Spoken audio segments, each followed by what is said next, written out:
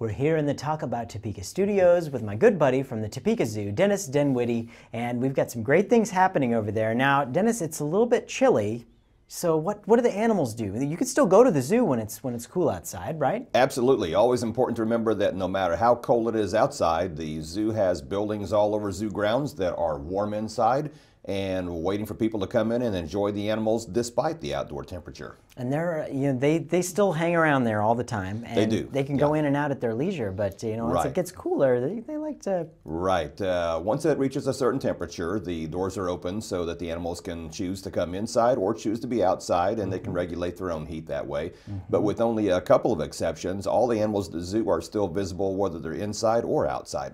That's pretty cool. Yep. All right, and you have an event coming up. That's on the 14th, the Conservation Connection. Tell us about what's happening. That is the Conservation Connection. It is a free to the public presentation on the evening of January 14th, the second Thursday of the month, 6:30 to 7:30 p.m.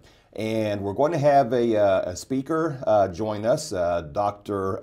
Tara Harris, who is the Tiger Species Survival Plan Coordinator for the AZA, the Association of Zoos and Aquariums. So she is the person who coordinates the work that is being done by zoos all over the United States to help to preserve the remaining tiger species that we have still surviving on Earth. Would be an interesting job, wouldn't it? Fascinating job, yes, and so much to do. We still have, of the 9 species of tigers that we had as recently as only 80 years ago, only one human lifespan. We've lost 3 of those species already just in that time. Have 6 species still left. 4 of those are endangered. 2 of those are critically endangered, including the Sumatran tigers like the ones found at your Topeka Zoo. And she is the one who coordinates the work of the zoos all over the nation and coordinates the work being done between zoos and the field researchers and zoos outside the United States to help to ensure the survival of tigers on Earth. Wow, so she gets to travel quite a bit.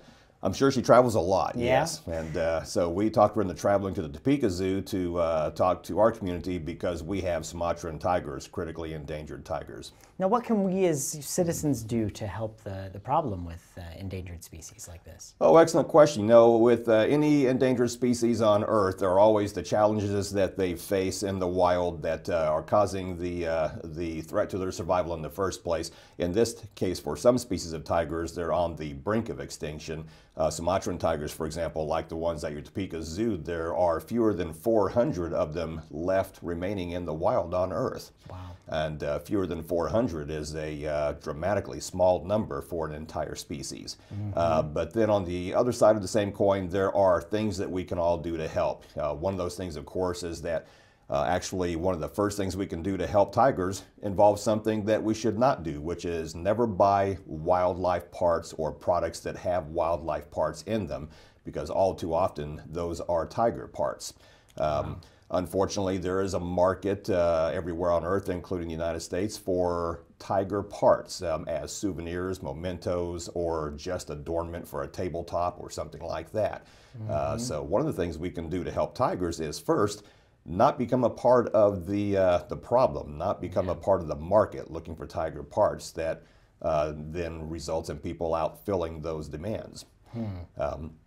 Beyond that, of course, raising awareness is one of the greatest things that we can do so that people can become involved in whether it's donating to tiger conservation or doing actual boots on the ground work to assist tiger conservation, just being aware that these problems do exist and that so many of our species of tigers are on the brink of extinction. And to be aware of the species in general, of what they are, who they are. The right. Best way, getting youth and youngsters, as they're growing up, familiarized with the tigers, being able to bring them to the zoo and let them see the animals running around. It's a lot more personal than it is if they just maybe saw a picture in a magazine and said, hey, this is a problem. Now they have something really to That's exactly right. Yeah, we have multiple species of animals at the zoo that in the wild are endangered or critically endangered species.